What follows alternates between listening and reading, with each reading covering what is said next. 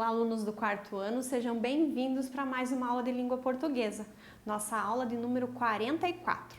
Eu sou a professora Janine e hoje nós daremos continuidade à aula passada.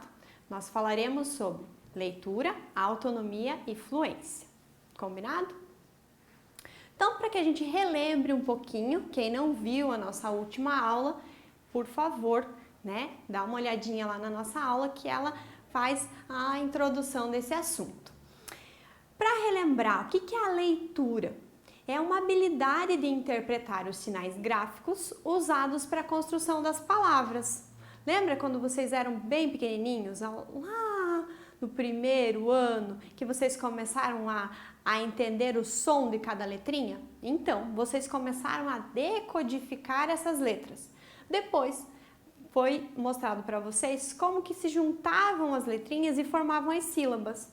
E aquelas outras consoantes de ligação e por fim você conseguiu ler uma palavra. Legal, fez a decodificação. Mas decodificar não é interpretar. Até que você chegue no ponto de interpretação é quando você lê a palavra casa e vem à tua mente uma casa, né? Quando você lê a palavra cachorro e você lembra da palavra cachorro, tá? Essa decodificação que acontece, com o passar do tempo e da constância, ficam mais apuradas, elas ficam melhores. E você consegue ler com mais habilidade quando faz mais leituras. Então, se a gente, igual um jogador de futebol, tá? Ou qualquer atleta, se você quer ser muito bom naquilo, você precisa de treino. Quanto mais treino, melhor você fica. Na leitura, a mesma coisa. Nós podemos chamar de leitura o entendimento da decodificação dos sinais e da compreensão da mensagem escrita. Então, eu só leio quando eu entendo aquelas palavras, aquela frase, aquele texto. Aí eu sou um leitor, tá? Nós falamos de autonomia também. Para que a leitura aconteça, você precisa ter a capacidade da autonomia.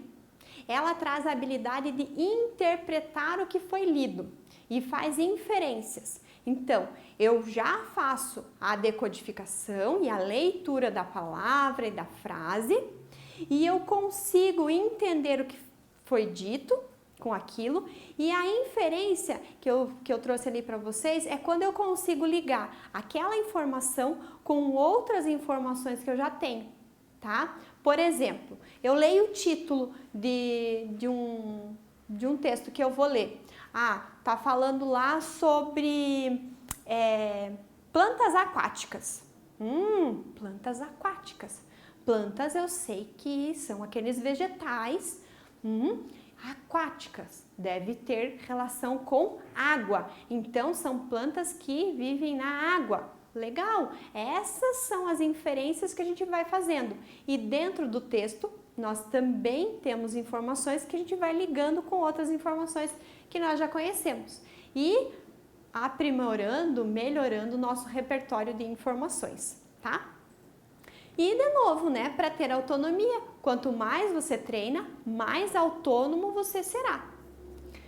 Também nós falamos sobre a fluência, que a leitura fluente, ela acontece quando é feita a decodificação dos sinais gráficos, a identificação da palavra, estrutura-se a frase ou a oração e observa-se os sinais de pontuação.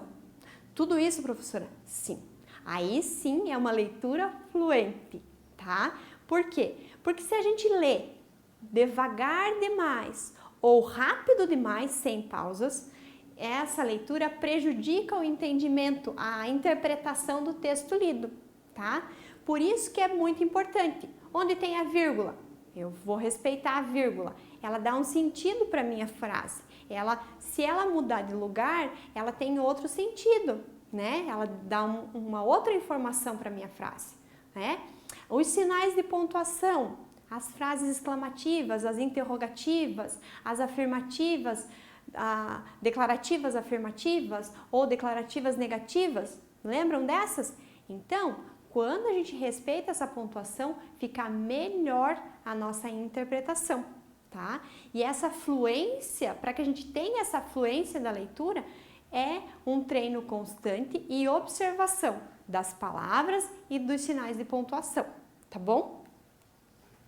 Então vamos treinar um pouquinho agora. Vamos ver como é que fica a nossa leitura. Se a nossa leitura é autônoma, se eu já consigo ler todas as palavras e se ela é fluente, se ela respeita a pontuação e eu consigo ter entendimento do que eu li quando chego ao final do texto, tá? Então observem lá, o texto 1 que a professora trouxe para vocês. O cavalo e o burro, esse é o nosso título. O cavalo e o burro seguiam juntos para a cidade. O cavalo contente da vida, folgando com uma carga de 4 arrobas, apenas. E o burro, coitado, gemendo sob o peso de 8. Em certo ponto, o burro parou e disse: "Não posso mais. Essa carga excede as minhas forças. E o remédio é repartirmos o peso irmamente, 6 arrobas para cada um." O cavalo deu um pinote e relinchou uma gargalhada. "Ingênuo!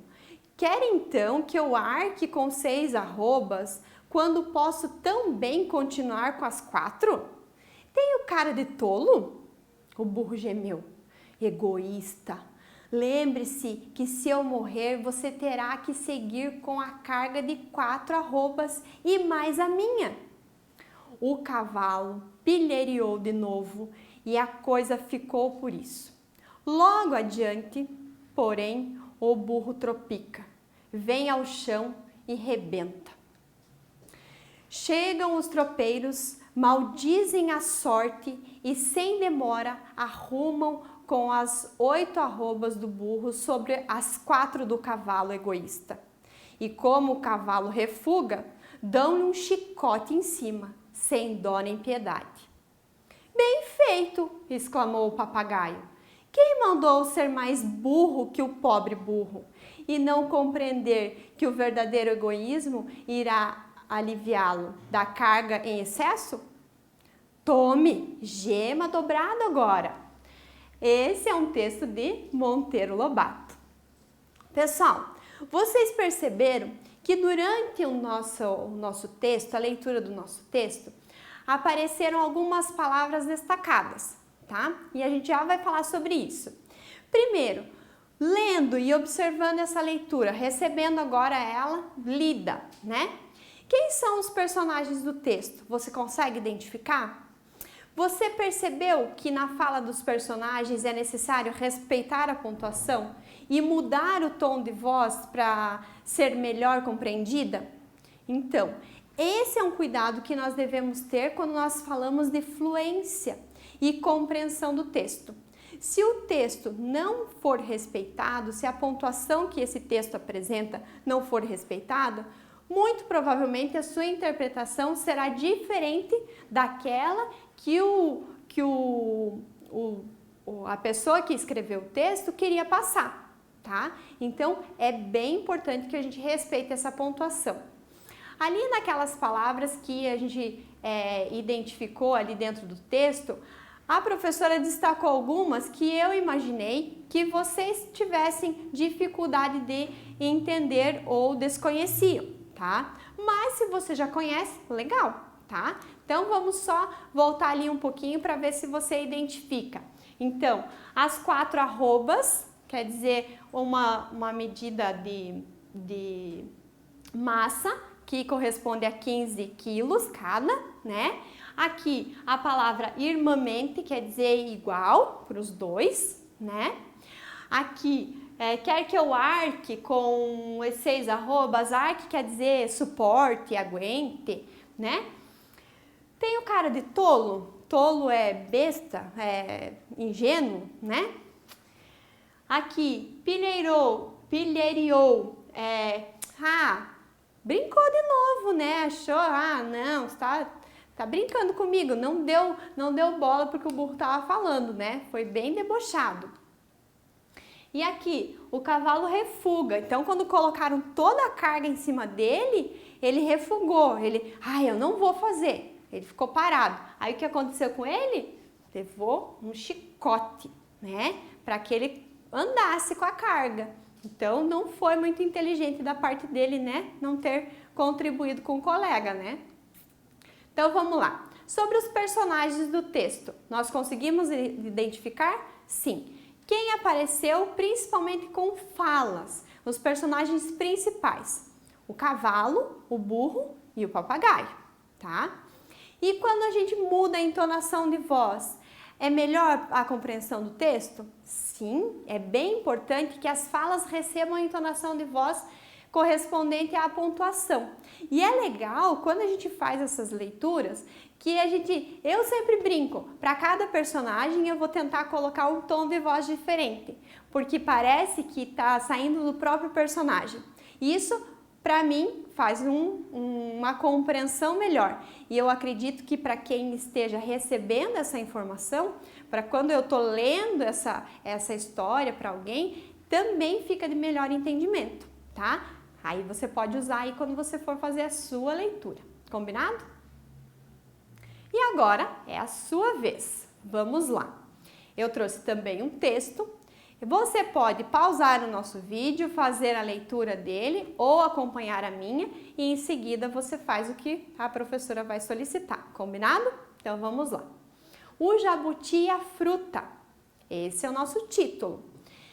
Uma vez apareceu na floresta uma árvore nova que dava uma fruta que todos os bichos ficaram com vontade de comer. Mas só podia comer quem primeiro soubesse o nome da fruta.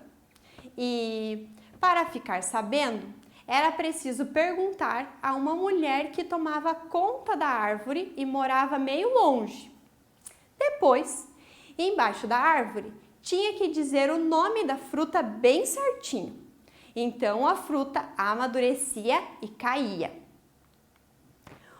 Um por um, cada bicho ia lá na casa da mulher e perguntava. Ela respondia. Ela não podia enganar ninguém. Tinha que responder direito, o nome certo, como o Deus da mata havia mandado. Mas era um nome enorme e complicadíssimo. Quando chegava na metade do caminho, o bicho já havia esquecido e não podia voltar lá para perguntar de novo. Precisava guardar bem direitinho na cabeça para não esquecer. Para complicar ainda mais, a mulher fazia uma coisa ruim, só para atrapalhar. Misturava as ideias na cabeça do bicho que perguntava. Quer dizer, depois de falar bem certinho o nome da fruta, quando o bicho já estava indo embora, tentando guardar o nome da fruta, ela chamava: Ei, espera um pouquinho, compadre, o que eu acho que eu me enganei. E então começava a dizer várias outras palavras para confundir. Até que chegou a vez do jabuti. Sabendo do que tinha acontecido com os outros, ele teve uma ideia. Levou uma violinha quando foi se apresentar à mulher. Por favor, a senhora pode me dizer qual é o nome da fruta? Ela respondeu: Musá, musá, musa, gambira, musauê. Rapidamente, ele inventou uma musiquinha e começou a dedilhar as cordas da viola enquanto cantava. Musá, musá, musa, gambira, musauê. E num instantinho a mulher chamou: Ei, seu jabuti, não é que eu lhe dei uma informação errada? O nome da fruta não é esse não. É puçá, puçá, puçacambira, puçainha. E o jabuti não parou de cantar. Musá, muçá, muçagambira, muçauê. E a mulher vinha atrás dele, falando sem parar. Ou será que eu me enganei? Acho que é içá, içá, pega na imbira, solta a farinha. E o jabuti firme, dedilhando sua viola. Mussá, mussá, mussagambira, mussauê. A mulher não desistia. Ou será que é assá, assá, viu curupira, viu você? E o jabuti não parava um segundo. Mussá, mussá, mussagambira, mussauê. A mulher ficou furiosa, passou a mão num pedaço de pau e deu uma pancada no jabuti que rachou seu casco todinho. Mas o teimoso não parou. Mussá, mussá, mussagambira, mussauê. Continuou até que chegou perto da árvore e a mulher teve que voltar para casa. O jabuti cantou. Mussá, mussá, mussagambira, mussauê. Era o nome certo, a fruta caiu, ele continuou cantando e foi uma chuva de frutas amadurecendo e caindo. Dava para todos os bichos provarem. E como as frutas tinham um visco grudento que nem jaca, outros bichos aproveitaram e usaram o visco para colar os rasgos do casco do rachado do jabuti. E ele ficou assim, remendadinho até hoje. Olha só, pessoal, esse texto da Ana Maria Machado. Legal, né? E quando a gente vai mudando a entonação de voz, você lembra do nome da fruta? Se você continuar cantando, você consegue lembrar, tá, pessoal? Então, quando a gente treina a leitura, quando nós respeitamos a pontuação, quando nós damos a entonação de voz para a fala dos personagens, fica divertido, a gente entra na história, tá? Com isso, você entendeu o que você leu? Sim?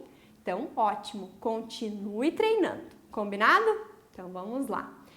Hora de registro da nossa aula. Vamos lá? Data de hoje, o tema da nossa aula e o que você aprendeu com ela, tá? Feito isso, você está pronto para a atividade proposta, combinado? Eu fico por aqui, espero você para a próxima aula e desejo bons estudos.